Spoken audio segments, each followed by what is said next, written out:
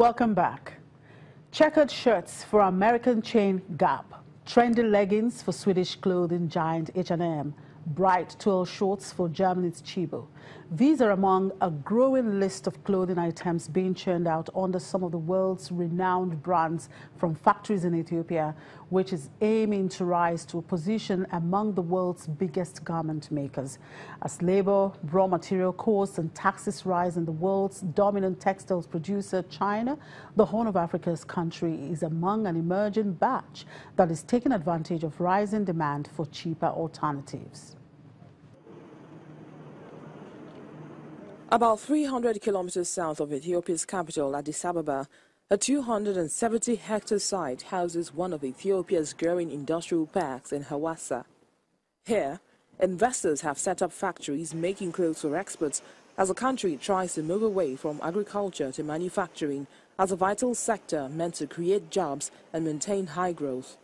This is part of a drive to turn a nation that is amongst the poorest in Africa into a manufacturing center that is no longer held hostage to fickle weather patterns which periodically devastate the agrarian economy and leave its people hungry. As well as offering low labor, fuel and electricity costs, Ethiopia is luring investors with tax breaks, subsidies and cheap loans. So far, there are 20 companies here, all of them huge international garment companies that are recognized in the international market and have lots of experience in the field.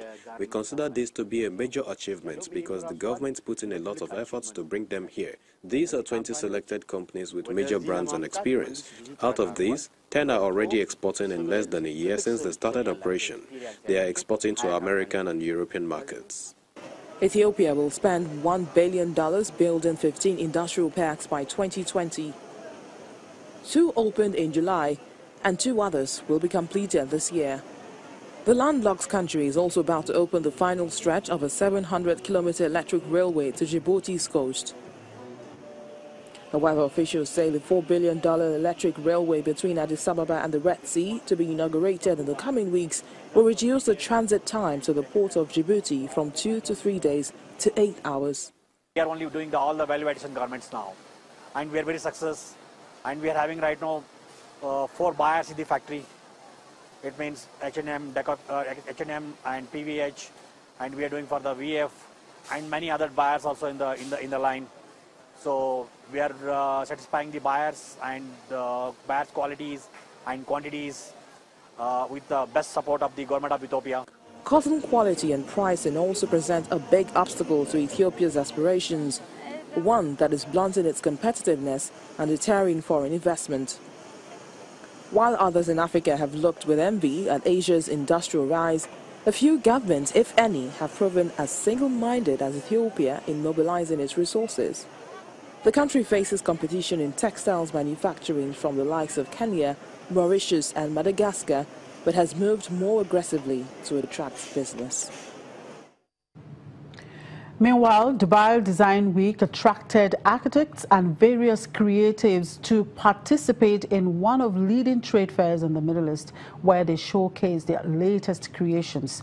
This year, the keynote speaker at the event was Ghanaian architect Sir David Ajayi. The United Arab Emirates recently held its annual week-long Dubai Design Week, a festival of creativity and innovations that attracted hundreds of designers from across the world. This year also saw Africa in the spotlight with one of the world's most influential architects and designers, Sir David Ajayi from Ghana, as one of the event's keynote speakers. Ajayi is also one of the architects who won the prestigious commission to design the new National Museum of African American History and Culture in Washington, D.C., which opened in 2015. The architects emphasized the need to recognize the long-standing trade connections between the Middle East and Africa.